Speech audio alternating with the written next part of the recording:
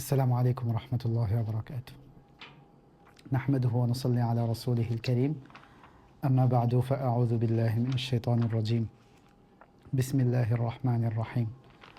আল্লাহ রব্বুল আলমিনের দরবারে অসংখ্য শুকরিয়া জ্ঞাপন করছি যে মহান রব্বুল আলমিন আমাদেরকে দশম তারা বিশেষ করার তৌফিক দান করেছেন। আজকে আমরা 13তম পারা পাঠ করেছি। আমাদের তেলাওয়াতকৃত পারার মধ্যে সূরা ইউসুফ এবং সূরাতুর রাদ এবং সূরা ইব্রাহিম আমরা পাঠ করেছি। গতকালকে আমরা বলেছিলাম যে কোরআনের সবচেয়ে সুন্দর গল্প বা ঘটনা হচ্ছে সূরাতু ইউসুফ বা ইউসুফ আলাইহিস সালামের ঘটনা। ইউসুফ আলাইহিস সালামের ঘটনার মধ্য থেকে আমরা কিছু শিক্ষা শেয়ার করব। এক নম্বর শিক্ষা হচ্ছে যে বাবা যখন বুঝতে পারেন তার কোনো এক সন্তানকে আল্লাহ রাব্বুল আলামিন দ্বীনের জন্য কবুল করবেন এবং দ্বীনের অনেক মহান খেদমত তার মাধ্যমে নেবেন, সেই সন্তানকে যদি তিনি এক্সট্রা ভালোবাসেন, এই ভালোবাসাটা কিন্তু দ্বীনের জন্য। সন্তান ভালো হবে, ভবিষ্যতে নবী হবে, ভবিষ্যতে অনেক বড় দায়ী হবে, এটা যদি বাবা বুঝতে পারেন এবং এই সন্তানটাকে যদি বেশি ভালোবাসেন, তাহলে এই ভালোবাসাটা নিন্দনীয় নয় এবং অন্য কোনো সন্তানদের হক এটার সাথে সম্পৃক্ত না। আমরা মনে হয় বুঝতে পেরেছি। এটা একটা গুরুত্বপূর্ণ শিক্ষা। তারপরে 2 নম্বর শিক্ষা হচ্ছে যে আল্লাহ রাব্বুল আলামিনের নবীদের প্রত্যেকে বড় বড় কোরবানি করেছেন, বড় ধৈর্যের পরীক্ষা দিয়েছেন। এখানে হজরত ইউসুফ আলাইহিস সালামের ধৈর্যের গল্পটাও আমরা এখানে পাচ্ছি এবং তার বাবা ইয়াকুব আলাইহিস সালামের ধৈর্যের গল্পটাও আমরা এখানে পাচ্ছি। 3 নম্বর হচ্ছে নবীদের ব্যাপারে অপবাদ দেয়া। তো আমরা জানি যে বানি ইসরাঈলের অসংখ্য নবীকে বিভিন্ন ধরনের অপবাদ দেয়া হয়েছে, কিন্তু আল্লাহ রাব্বুল আলামিন সকল অপবাদ থেকে নবীদেরকে মুক্ত করেছেন। 4 নম্বর আরও একটা হিকমত আমরা এখান থেকে উদ্ঘাটন করতে পারি যে জেলে যাওয়ার বিষয়টি সরাসরি কোরআনে কারিমে হজরত ইউসুফ আলাইহিস সালামের ব্যাপারে এসেছে, কিন্তু অসংখ্য নবী জেল, জুলুম এবং অবিচার, অত্যাচারের শিকার হয়েছেন। আর ইউসুফ আলাইহিস সালামের জীবন থেকে আরও যে সকল গুরুত্বপূর্ণ শিক্ষা আমরা পাই সেটা হচ্ছে দাওয়াতের যে কোনো সুযোগকে কাজে লাগানো। যখন তার কাছে 2 জন কয়েদি তাদের স্বপ্নের ব্যাখ্যা জানতে আসলো, তিনি কিন্তু তাদেরকে সেই স্বপ্নের ব্যাখ্যা দানের পূর্বে ভূমিকাতেই তাদেরকে দ্বীনের দাওয়াত দিয়েছেন। তাদেরকে বলেছেন যে একাধিক প্রভু উত্তম নাকি এক পরাক্রান্ত আল্লাহ উত্তম। এরপরে আমরা আরও এই শিক্ষা পাই যে যাদেরকে উপকার করা হয় তারা উপকার ভুলে যায়। এই শিক্ষাটা হয়তো আমরা মানুষের মুখ থেকে শুনি, কিন্তু সরাসরি কোরআন থেকে আমরা এই শিক্ষাটা এখান থেকে দেখতে পারি। সেটা হচ্ছে ইউসুফ আলাইহিস সালাম যে কারাগার থেকে মুক্তি পেয়ে রাজার শরাব পান করাবে, তাকে বলে দিয়েছিল যে তুমি তোমার রাজার কাছে আমার ব্যাপারটা উপস্থাপন করো। তো কিন্তু সে তার ব্যাপারটি ভুলে যায়। এরপরে আরও যে বিষয়গুলো আমরা বুঝতে পারি সেটা হচ্ছে যে কোনো চক্রান্ত, যে কোনো ফন্দি যেটা আল্লাহ রাব্বুল আলামিনের আউলিয়াদের ব্যাপারে করা হয়, সেগুলো একদিন না একদিন মানুষের সামনে প্রকাশিত হবে। এরপরে এ ধরনের শিক্ষা আমরা আরও পাই যে আমাদের নবীসহ সকলেই তারা যে কওমে বা যে জাতিতে আগমন করেছেন, তাদের জাতিদের মধ্যে যারা জালেম ছিল তাদের বিরুদ্ধে তারা দাঁড়িয়েছেন। কেউ সরাসরি সংগ্রামের মাধ্যমে দাঁড়িয়েছেন, আবার কেউ বুদ্ধিবৃত্তিকভাবে দাঁড়িয়েছেন। আমাদের নবী সাল্লাল্লাহু আলাইহি ওয়াসাল্লাম উভয়টি করেছেন। সংগ্রামের মাধ্যমেও দাঁড়িয়েছেন, বুদ্ধিবৃত্তিকভাবেও দাঁড়িয়েছেন। তো ইউসুফ আলাইহিসসালামের জীবন থেকে উনি যখন বললেন যে বাদশাকে লক্ষ্য করে যে আমাকে তুমি দেশের কোষাগারের দায়িত্বে নিয়োজিত করো, এখানে কিন্তু তার জ্ঞান এর প্রমাণ দিয়েই, তার শিক্ষা এবং দীক্ষা এবং তার একটা মানে মাহারা, তার স্কিল এবং দক্ষতার পরিচয় দিয়েই কিন্তু সে এই কথাটা বলতে পেরেছে। এবং তিনি একজন রাষ্ট্রের উচ্চপদস্থ দায়িত্বশীল ছিলেন। পরবর্তীতে তিনি সর্বোচ্চ দায়িত্বশীলতার জায়গায় চলে যান। তো এই জন্য আমরা এখান থেকে এই বিষয়গুলো বুঝতে পারি যে আমরা যে রাষ্ট্রে কাজ করব সেক্ষেত্রে আমাদের জ্ঞানের ভূমিকা অনেক বেশি। আমরা যারা রাজনীতির ময়দানে এবং দাওয়ার ময়দানে কাজ করি তাদের জন্য খুবই গুরুত্বপূর্ণ দুইটা পয়েন্ট হচ্ছে, আমরা জানি যে মূর্খতা হচ্ছে অন্ধকার। তো মানুষ সাধারণত যারা যেই বিষয়ে সে মূর্খ সে বিষয়ে সে অন্ধকারে থাকে, আর ওই অন্ধকার থেকে তাকে মুক্ত করে আলোর দিকে নিয়ে আসা, এটাই হচ্ছে আমার দাওয়ার উদ্দেশ্য।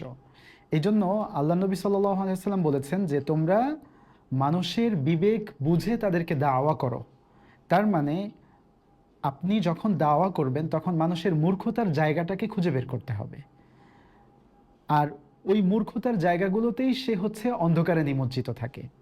আপনি যখন তার মূর্খতাটাকে জ্ঞান দিয়ে আলোকিত করে দিবেন তখন সে তার সামনে হক এবং বাতিল দুইটা বিষয় পরিষ্কার হয়ে যাবে এবং সে আপনার কথা দ্রুত অ্যাকসেপ্ট করতে পারবে। তো ইউসুফ আলাইহিসসালাম সেম কাজটি করেছিলেন, যে মানুষ জানতো না যে ইমরাতুল আজিজ আর ইউসুফ আলাইহিসসালামের মাঝে কি হয়েছিল, কিন্তু তিনি যখন এই সব কিছু পরিষ্কার করলেন এবং তারপরেই তিনি এই কথাটা বলতে পারলেন, ইন্নি হাফিজুন আলিম, নিশ্চয়ই আমি সংরক্ষণকারী এবং জ্ঞানী, তখন ইউসুফ আলাইহিসসালামকে প্রভাবশালী করে দেওয়ার পেছনে বা সামনে আর কোনো বাধা থাকলো না এবং তিনি রাষ্ট্রের সর্বোচ্চ দায়িত্বশীলতায় পৌঁছে যান। এরপরের ঘটনা আমরা জানি যে তার যেই স্বপ্ন ছিল সেই স্বপ্ন আল্লাহ রাব্বুল আলামিন সরাসরি বাস্তবে রূপান্তর করে দেখালেন। তার 11 ভাই এবং তার মা বাবা দুইজনই মিশরে যখন প্রবেশ করলেন, তার যেই সিংহাসন ছিল এই সিংহাসনে উঠে তারা তার প্রতি সেজদায় লুটিয়ে পড়েন এবং এইটা একটা শুকরিয়ার সেজদা ছিল।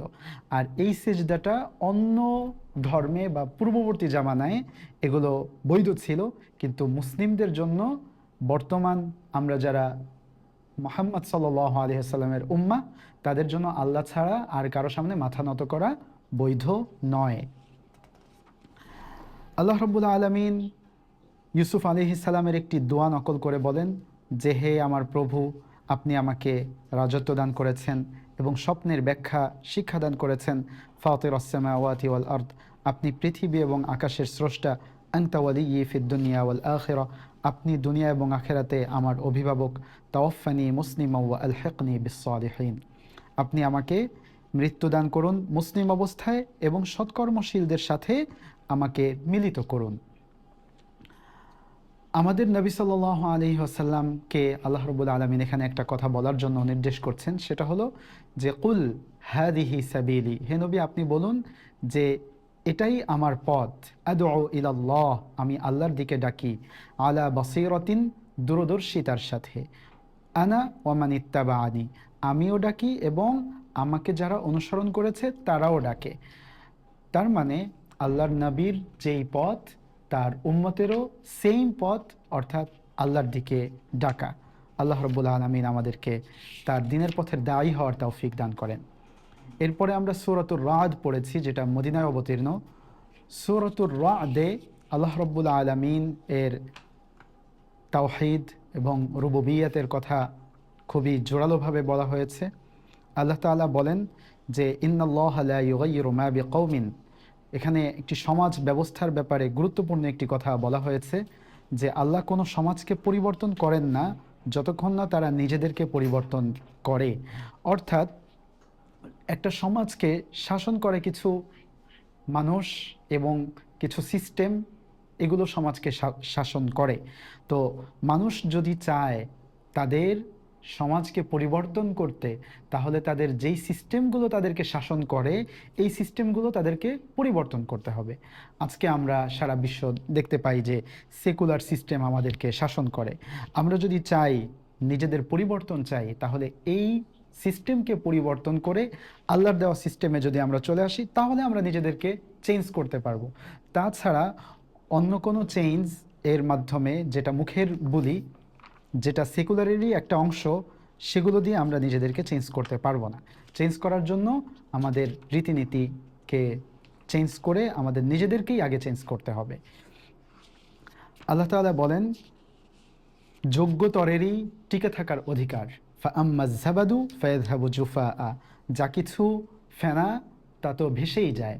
অতএব আমরা যদি পৃথিবীতে চাই নিজেদেরকে প্রতিষ্ঠিত করতে এবং আল্লাহর কালিমাকে প্রতিষ্ঠা করতে, তাহলে অবশ্যই আমাদেরকে যোগ্যতর হতে হবে। শুধু যোগ্যতার অধিকারী হতে হবে না, যোগ্যতর হতে হবে। কারণ এখানে স্পষ্টই বলেছেন যে أنزل من السماء ماء فسالت أودية بقدرها فاحتمل السيل زبدا رابيا। এখানে আল্লাহ তাআলা বলেন যে فأما الزبد فيذهب جفاء, আয়াতের শেষের দিকে, আর যা কিছু ফেনা তা তো অব্যবহারযোগ্য হিসেবে চলে যায়। তো এখান থেকে বোঝা যায় যার খুঁটি আছে, যার মজবুতি আছে, যার দক্ষতা এবং অভিজ্ঞতা আছে, সেই শুধু স্থির থাকতে পারবে। এইটা পরের আয়াত থেকে স্পষ্ট বোঝা যাচ্ছে। ওয়া আম্মা মা ইয়ানফাউন নাস, আর যা কিছু মানুষের উপকারী ফায়ামকুসু ফিল আরদ, তাই জমিনে টিকে থাকবে। আল্লাহ রাব্বুল আলামিন আমাদেরকে উপকারী হওয়ার তৌফিক দান করেন। আমরা এখানে পড়েছি সূরাতু ইব্রাহিম। সূরাতু ইব্রাহিমে অসংখ্য হেদায়েত আমাদের জন্য রয়েছে। আল্লাহ রাব্বুল আলামিন কিয়ামতের দিন শয়তানের যেই ভাষ্যে সে মানুষকে সম্বোধন করবে, সেই ভাষ্যটা তুলে ধরেছেন। আল্লাহ তাআলা বলেন, ওয়াকালা শাইতান, আর শয়তান বলবে, লাম্মা কুদিয়াল আমর, যখন মীমাংসা হয়ে যাবে, ইন্নাল্লাহা ওয়া'আদাকুম, নিশ্চয়ই আল্লাহ তোমাদেরকে ওয়াদা দিয়েছিল, ওয়া'দাল হাক্কি, সত্যের প্রতিশ্রুতি, ওয়া ওয়া'আদতুকুম ফাআখলাফতুকুম, আর আমি তোমাদেরকে অঙ্গীকার করেছিলাম কিন্তু সেগুলো আমি ভঙ্গ করেছি।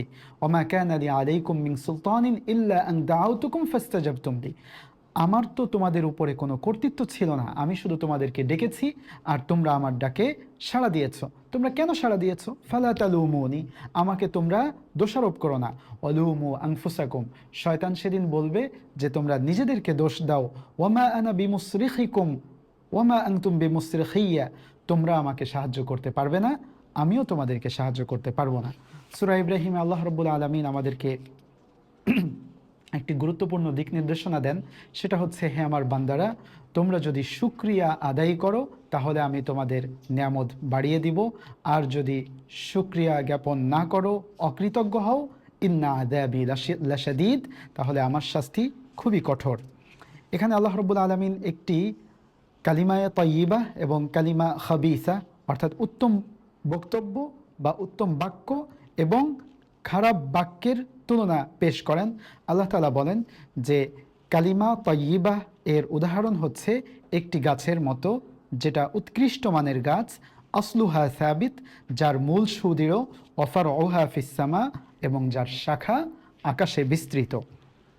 তুতি উকুলাহা কুল্লা হাইনিন বিইذনি রাব্বিহা, সেই তার প্রভুর অনুমতিক্রমে সারা বছর সে ফল দিয়ে যায়।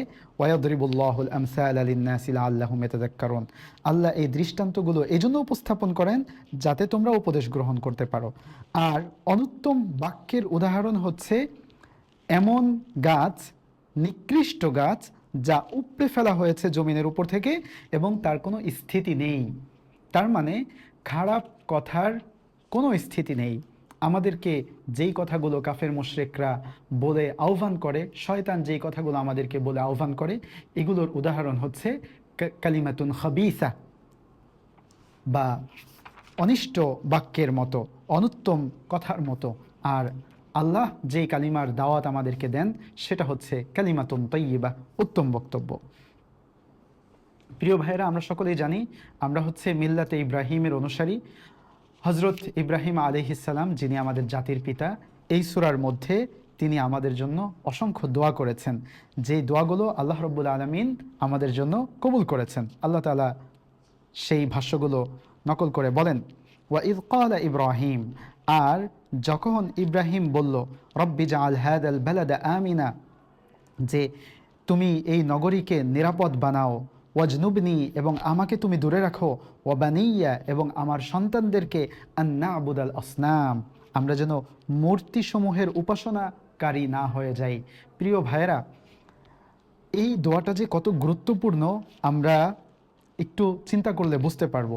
চিন্তা করুন, আমরা দিনে দিনে কিভাবে আমাদের মধ্যে হচ্ছে এই অপসংস্কৃতি, হিন্দুয়ানি, মুশরিক ইত্যাদি, অর্থাৎ মূর্তি পূজারীদের সংস্কৃতি আমাদের মধ্যে কিভাবে খুব চৌকসভাবে প্রবেশ করিয়ে দেওয়া হয়। আমরা সব সময় এই দোয়াটা করব। এই দোয়া করলে আল্লাহ রাব্বুল আলামিন এই দেশে যারা মুশরিকদের ভূমি হওয়ার কামনা করে, এই দেশকে যারা মূর্তি সমূহের উপাসনাকারীদের করে নিতে চায়, তাদের বিরুদ্ধে আল্লাহ রাব্বুল আলামিন আমাদেরকে শক্তি প্রদান করবেন। আল্লাহ তাআলা শেষের দিকে এসে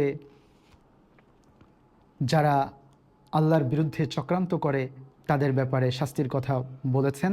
ওয়াকাদ মাকারু মাকরাহুম, তারা চক্রান্ত করেছিল, এটা ছিল তাদের চক্রান্ত। ওয়া ইনদাল্লাহি মাকরুহুম, এবং আল্লাহর কাছে ছিল আল্লাহর চক্রান্ত। আল্লাহর চক্রান্ত হলো তাদের চক্রান্তকে ধূলিসাৎ করে দেওয়া। ওয়া ইন কানা মাকরুহুম লিতাজুলা মিনহুল জিবাল, তাদের চক্রান্ত যদিও এত শক্তিশালী ছিল যে পাহাড়সমূহকে টলিয়ে দিবে, কিন্তু সেগুলো আল্লাহর চক্রান্তের কাছে কিছুই না। আল্লাহ তাদেরকে তাদের চক্রান্তের বিনিময়ে শাস্তি প্রদান করেছেন। আমরা হয়তো কেউ ভাবতে পারছিলাম না, কিন্তু আল্লাহ রাব্বুল আলামিন আমাদেরকে উদ্ধার করেছেন। আল্লাহ তাআলা বলেন, ফালা তাহসাবান্নাল্লাহ, তুমি কখনো মনে করো না আল্লাহু মুখলিফা ওয়াদিহি রসুলা, যে রসুলের সাথে কৃত ওয়াদা আল্লাহ তাআলা ভঙ্গ করবেন। ইন্নাল্লাহ আজিজুম যু ইনতিকাম, নিশ্চয়ই আল্লাহ তাআলা পরাক্রমশালী এবং প্রতিশোধ গ্রহণকারী। হে আমার ভাইয়েরা, আজকে যারা মুসলিম উম্মার রক্ত নিয়ে হোলি খেলা করছে, একদিন আল্লাহ রাব্বুল আলামিন অবশ্যই এটার প্রতিশোধ নেবেন। আল্লাহ তাআলা বলেন, ইয়াউমা তুবাদ্দালুল আরদু গায়রাল আরদ, একদিন পৃথিবীকে অন্য পৃথিবীতে রূপান্তর করা হবে। ওয়াসসামাওয়াত, এবং আকাশসমূহকেও রূপান্তর করে দেওয়া হবে। ওয়াবারাজু লিল্লাহিল ওয়াহিদিল কাহ্হার, এবং তারা এক মহাপ্রতাপশালী এক আল্লাহর সামনে উপস্থিত হবে। ওয়াতারাল মুজরিমিন, এবং সেদিন তুমি অপরাধীদেরকে দেখতে পারবে। মুকাররানিনা ফিল আসফাদ, শিকলসমূহের মধ্যে বাঁধা। সারাবিলুহুম, তাদের কাপড়গুলো মিন কতিরান, আল্লাহু আকবার, আল কাতরার হবে।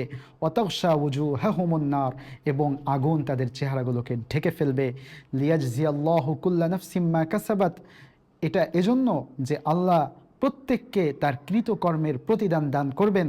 ইন্নাল্লাহা সারিউল হিসাব, নিশ্চয়ই আল্লাহ দ্রুত হিসাব গ্রহণকারী। সকল উপদেশ বলি শেষ করে আমাদেরকে বলে দেওয়া হচ্ছে, হাযা বালাগুল লিন্নাস, এটা হচ্ছে মানুষের জন্য একটি প্রজ্ঞাপন। ওয়ালিয়ুনযারু বিহি, এর মাধ্যমে যেন তারা সতর্কতা অবলম্বন করে। ওয়ালিয়ালামু, এবং তারা জেনে নেয়, আন্নামা হুয়া ইলাহু ওয়াহিদ, যে তিনিই প্রকৃত ইলাহ এক। ওয়ালিয়াযাক্কারা উলুল আলবাব, এবং বোধসম্পন্নরা যেন শিক্ষা গ্রহণ করে। প্রিয় ভাইয়েরা আমার, আমি আগেও বলেছিলাম যে আমরা হচ্ছে মিল্লাতে ইব্রাহিমের অনুসারী, আর মিল্লাতে ইব্রাহিমের জন্য সূরাত ইব্রাহিম একটা প্রজ্ঞাপন। আর এই প্রজ্ঞাপনটা আমাদের সকলকে নিজের মাথার উপরে ঝুলিয়ে রাখতে হবে, যেন আমরা দেখতে পারি যে মিল্লাতে ইব্রাহিম থেকে আমাদেরকে কি গ্রহণ করতে হবে, কি শিক্ষা তাতে রয়েছে। আল্লাহ রাব্বুল আলামিন আমাদের সকলকে মিল্লাতে ইব্রাহিমের উপরে অটল অবিচল থেকে মৃত্যুবরণ করার তৌফিক দান করেন। ওয়া আখিরু দাওয়ানা আনিল হামদুলিল্লাহি রাব্বিল আলামিন। ওয়াসসালামু আলাইকুম ওয়া রাহমাতুল্লাহ।